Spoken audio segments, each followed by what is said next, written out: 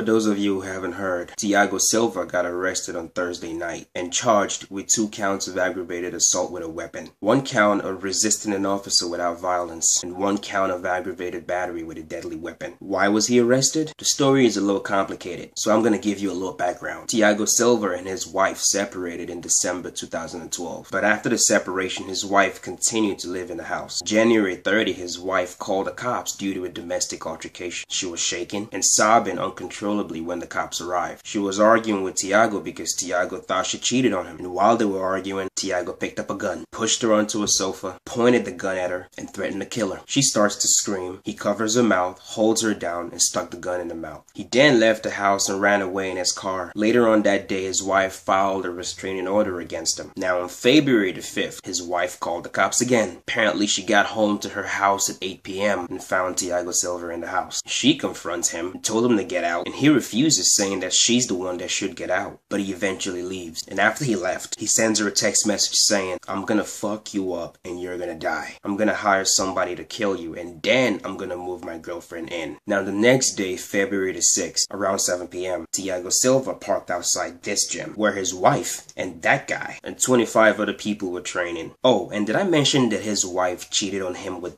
that guy?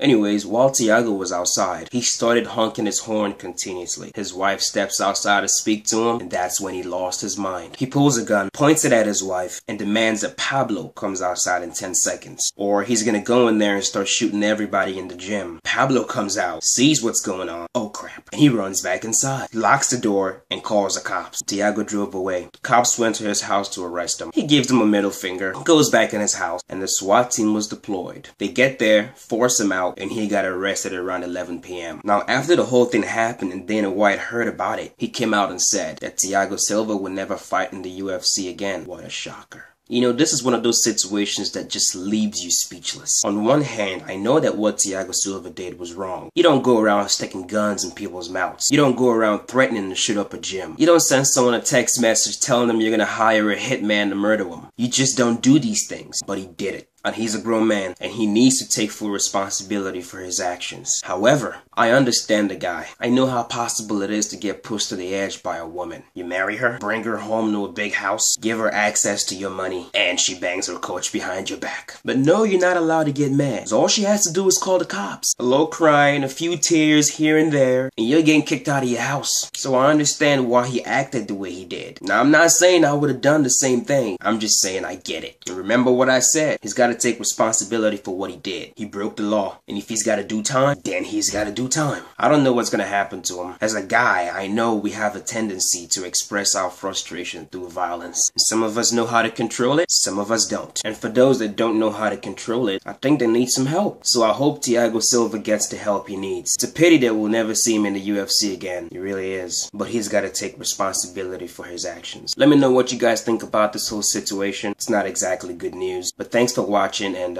keep yourself safe.